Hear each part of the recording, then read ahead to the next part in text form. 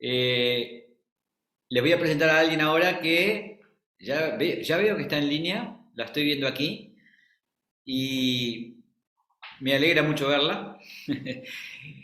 Otra de las grandes figuras que tenemos en Europa de la medicina ortopédica manual, una colega que se ha destacado por su activa participación, por sus conocimientos.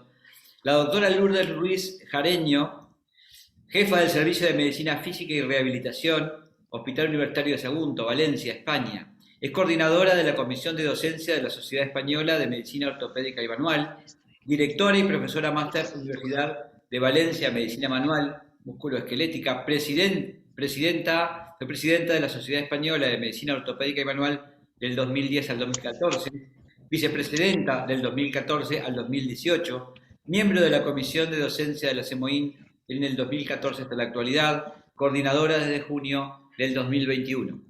Es un placer tenerte aquí, Lourdes. Vamos a estar primero un ratito contigo en línea y luego pasamos a la conferencia. ¿Te parece? Sí, buenas tardes, Daniel. Esto de que soy de las grandes, los que me conocéis sabéis que soy muy pequeñita y en esto me alegra sobre todo porque, bueno, creo que es una muestra de que la fuerza no es lo importante en la medicina manual, sino lo es siempre el diagnóstico, lo es la técnica y esas técnicas están bien aplicadas son cuando conseguimos tener los buenos resultados a los que estamos acostumbrados. Así que, bueno, os voy a pedir disculpas porque no podré estar presentando directamente la ponencia. Ya la hice grabada porque bueno, me habéis pillado de viaje y entonces con el riesgo de cortarse la comunicación tenía un poquito de miedo. Y bueno, ya en el inicio de la ponencia os doy la enhorabuena porque bueno, esto es todo un hito, es un momento histórico en el que, bueno, esta sociedad, como habéis dicho, ha sido un sueño y un sueño que me acuerdo de mi presidente en Semoim, comentábamos de abrir las puertas, de cruzar ese charco, ya lo hemos hecho físicamente hace unos años y bueno, la idea es continuar no solo online, sino estar presentes y bueno, poder compartir momentos, poder compartir congresos y sobre todo sabiduría y ciencia. Así que Daniel, mi más sincera enhorabuena, de verdad que sí. Y ya si queréis, pues ponéis, para no dilatarme más, ponéis la presentación grabada. ¿De acuerdo? Venga, un abrazo y muchísimas gracias. Gracias a ti, gracias por estar. Entonces vamos, Álvaro, Gracias, con la doctora presentación. Lourdes. Sí, vamos a Gracias. compartirla. Y hoy estamos de nuevo. Esperen. Mm,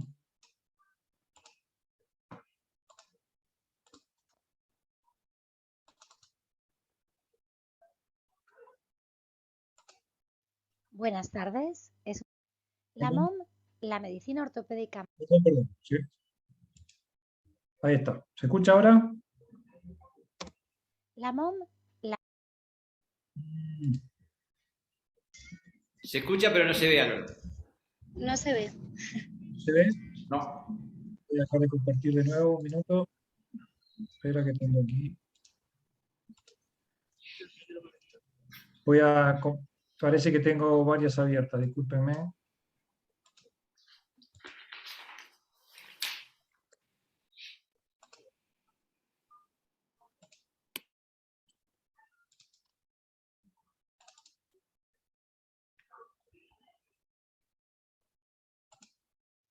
buenas tardes. Es un placer saludarles y agradezco la invitación de poder compartir este momento histórico de nuestra sociedad amiga, la Solamoim, en su primer congreso. Mi más sincera enhorabuena al doctor Daniel Strand y a su equipo de colaboradores. Y bien, voy a desarrollar el tema que se me ha encargado, que es la importancia de la fractura osteoporótica en la medicina ortopédica y manual.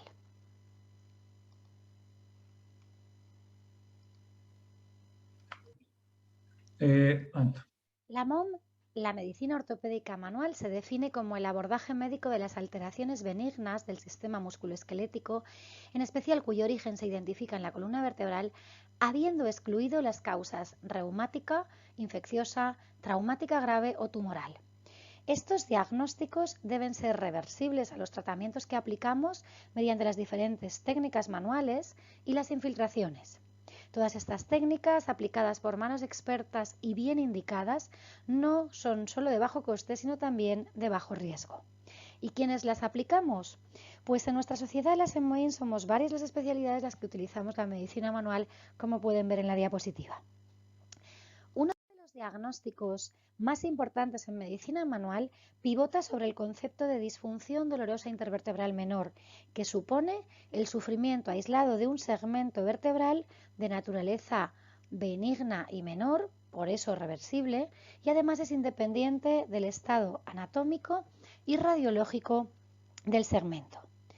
Así pues, nuestra escalada diagnóstica debe hacer cumbre en la DIM y puede encontrarse o no con alteraciones estructurales como la artrosis, discopatía, pero puede que esconda estas causas que hemos dicho que tenemos que descartar, y una de ellas es la fractura osteoporótica.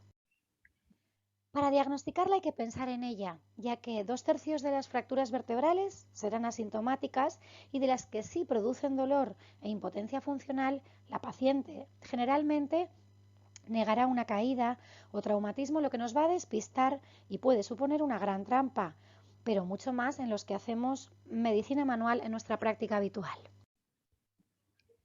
La osteoporosis es una enfermedad esquelética difusa caracterizada por una disminución de la resistencia ósea que predispone a un mayor riesgo de fracturas por fragilidad. La resistencia ósea engloba tanto la densidad mineral ósea como la arquitectura trabecular del hueso. Por un lado, veremos que hay factores de riesgo para tener osteoporosis y cómo la propia osteoporosis es un factor de riesgo para la fractura. A la osteoporosis se le ha llamado la enfermedad silenciosa porque la pérdida de hueso se produce sin síntomas ni dolor aparente hasta que se produce la primera fractura. Por tanto, distinguiremos la osteoporosis como riesgo para las fracturas de la osteoporosis establecida con fractura para poder tomar decisiones ponderadas en cada situación. Mientras se es joven, el cuerpo genera nuevo hueso con mayor rapidez de la que lo pierde. Hasta los 30 años alcanzamos nuestro máximo capital de masa ósea. Por eso se dice que la osteoporosis es una enfermedad pediátrica en la edad senil. A partir de estos 30 años empezamos a perder masa ósea, se va disminuyendo más lentamente en el varón y de forma más brusca tras la menopausia en la mujer. Y la buena noticia es que podemos desacelerar este proceso con hábitos osteosaludables, como es el ejercicio con carga y una dieta adecuada. La probabilidad de sufrir una fractura por fragilidad aumenta dramáticamente con la edad y es muy rara antes de los 50. Las fracturas de muñeca son las más precoces, en torno a los 66 años, seguidas de las vertebrales, allá por los 74, y las de cadera en mayores de 80 años, que pueden considerarse las más graves en cuanto a morbi-mortalidad y a coste se refiere.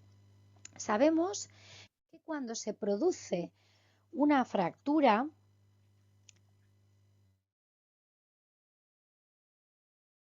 sobre todo en la fractura vertebral, que incrementa su propio riesgo, como vemos aquí, y el riesgo de otras fracturas. Cualquier fractura de bajo impacto puede ser centinela y sabemos que una fractura llama a otra fractura. Por eso no podemos desoír este riesgo ni mirar hacia otro lado.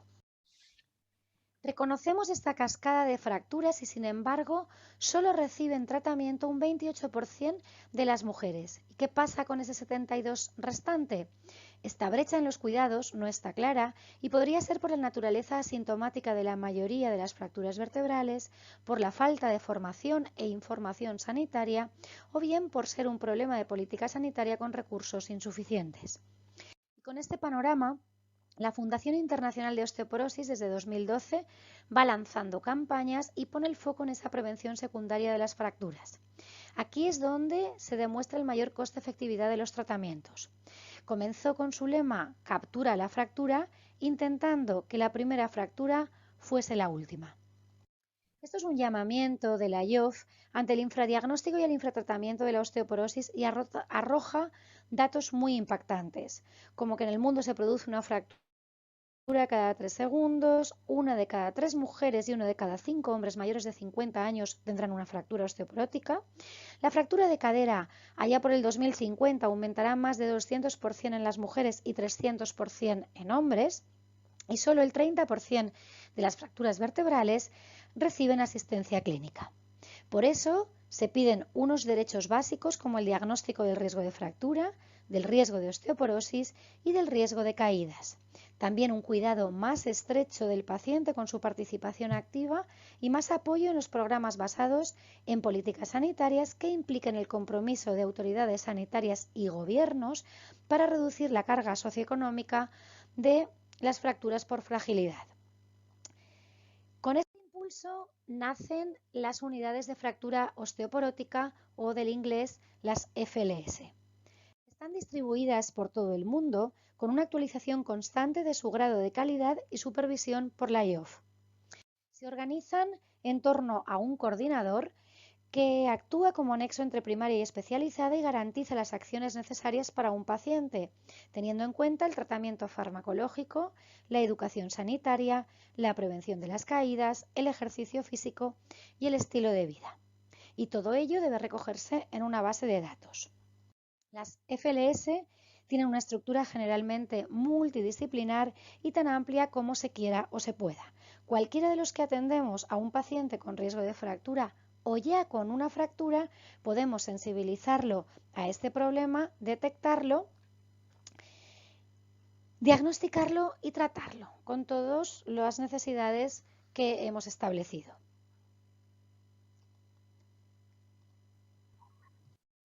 Y ahora que ya hemos visto la dimensión del problema y quién se dedica a esto, ¿qué es lo que pasa en nuestra consulta de medicina manual? Pues nos suelen llegar pacientes con dolor, con limitación de la movilidad por un aparente DIM, pero también podrían llegarnos ya con una fractura vertebral-periférica o ya con... La primera pregunta que nos surge es ¿cómo sospecho una fractura por fragilidad? Así pues, la pregunta obligatoria es si se ha caído, si ha tenido un traumatismo. Si la respuesta es positiva, buscaremos esa bandera roja mediante las pruebas complementarias. Si ya conocemos que hay osteoporosis, puede que las fracturas no se evidencien hasta los 15 días, igual que ocurre en las fracturas de sacro. Es importante centrar la radiografía en el punto doloroso, la palpación, no solo al referido por el paciente, ya que, como veis, esta radiografía responde a una lumbalgia cuyo origen es esta fractura más alta en la charnela toracolumbar. La mayoría no suelen reconocer un antecedente traumático, aunque se insiste suelen identificar el momento de dolor agudo o impotencia funcional, pero esto supone un riesgo altísimo de que no pensemos en esa fractura y por ello es obligatoria una buena anamnesis y una exploración que nos garantice una atención correcta. Si la fractura se produce espontáneamente, tras un traumatismo de bajo impacto, una caída estando de pie o sentado, en menos de 3 escalones, con un movimiento que excede un rango normal, un movimiento exagerado, o bien tosiendo o estornudando, todo esto implica que pueda ser una fractura por fragilidad. Y en este escenario de fragilidad tenemos que distinguir el riesgo para osteoporosis, que es esa circunstancia que aumenta el riesgo de presentar una densidad mineral ósea baja, incidiendo sobre la cantidad o calidad del hueso. Aquí incluiremos todas las causas de osteoporosis secundaria que ahora vamos a ver. Además, cuando hablamos de riesgo de fractura, decimos que la osteoporosis densitométrica ya es el riesgo para la fractura, porque cada disminución en una desviación estándar duplica el riesgo de fractura. Y además tenemos una serie de factores clínicos como son antecedente personal de fractura, antecedente parental de fractura de cadera, algunos fármacos como los glucocorticoides, los anticomiciales, inhibidores de la aromatasa, enfermedades como la artritis reumatoide, la diabetes, alteraciones tiroideas o datos clínicos como una menopausia precoz, como una pérdida de talla o encorvamiento, el bajo peso, hábitos tóxicos o dietas pobres en calcio y vitamina D. Además, también encontramos el riesgo de caída, que podemos preguntar sobre antecedentes de caídas anteriores, la incapacidad de levantarse de una silla o el sedentarismo. En esta diapositiva podemos ver los cuadros de osteoporosis secundaria y situaciones procesos neurológicos, lesiones medulares, prótesis de rodilla o mujeres con cáncer de mama que por medicación, igual que el cáncer de próstata, puede provocar osteoporosis. En esta otra diapositiva también se reconocen los principales factores clínicos y situaciones de enfermedad y están distribuidos por riesgo. Y destaco que estas son las preguntas que tenemos que hacer en la anamnesis. En la exploración, además de la exploración ortopédica clásica, he querido traeros estas maniobras extraídas del Atlas de los signos espondilogénicos propios y genuinos de medicina manual del doctor Noriega. El primero es el test del aductor, que prueba la abducción pasiva de la cadera, y en el lado limitado podemos casi afirmar que habrá una disfunción de la charnela toracolumbar. Pero si es bilateral, será indicativo de fractura vertebral o tumor. Lo mismo pasa con el signo de la tracción seca de una extremidad, que si el paciente refiere dolor en la columna será indicativo de lesión vertebral. Otra prueba descrita recientemente es el llamado PBPI, que analiza el dolor con los movimientos y transferencias del paciente con una alta sospecha y correlación para la fractura vertebral. Y por último, insistir en la anamnesis, como nos indica pues, este artículo, en el que tanto con la exploración y la anamnesis, que no se nos pase nada, sobre todo en las banderas rojas que tienen que ver con las fracturas y con la malignidad. Muy importante y determinante para un paciente y su futuro es su riesgo de caída y el círculo vicioso de la cinesiofobia, de la deshabituación física, de la sarcopenia, y que el riesgo de las caídas al final va a provocar un círculo vicioso y esto no puede ser ignorado. La siguiente pregunta es: ¿qué tratamientos puedo aplicar en una consulta de medicina manual en estas situaciones? Con sospecha de osteoporosis, de fractura o con ya una fractura o con una osteoporosis establecida. Pues bueno, la respuesta elástica de depende y a veces siempre se debe individualizar. Si tengo sospecha, vamos a verlo en este siguiente cuadro, que si tengo una sospecha de osteoporosis y tengo dudas, lo primero que tengo que hacer es un diagnóstico correcto para poner un tratamiento eficaz y seguro. Si tenemos dudas, lo mejor es no tocar. En el momento agudo de la fractura, lo más importante es inmovilizar para quitar el dolor y si hace falta podremos añadir tratamientos como infiltración o algunos de partes blandas totalmente pasivos para aliviar el dolor. Si estamos ante una fractura vertebral subaguda, una periférica subaguda, aquí ya podemos volver a las infiltraciones, a técnicas de partes blandas y también a las técnicas de energía.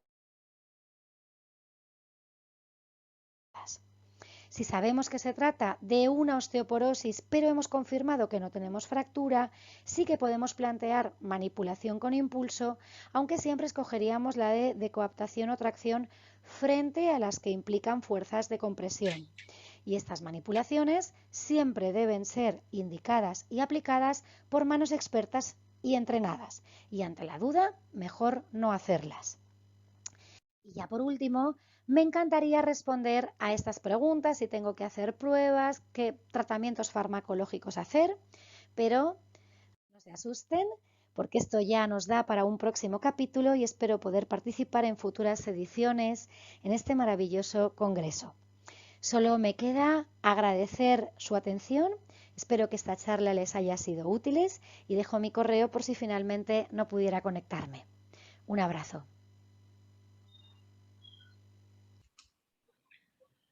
Gracias, Lourdes. Excelente, extraordinaria presentación. Muy importante lo que nos acaba de decir la doctora, porque es una de las cosas más frecuentes que nos vamos a encontrar en nuestra práctica diaria y realmente que implica un absoluto desafío para quienes hacemos terapia manual y, como dice ella, punto de partida para conversar y mucho sobre este tema. Gracias, Álvaro, por la presentación. Bueno, Gracias, Lourdes, si quieres despedirte. muchísimas gracias. Nada, muchísimas gracias a vosotros y que tengamos un fin fantástico de este congreso. Enhorabuena, de verdad. Gracias.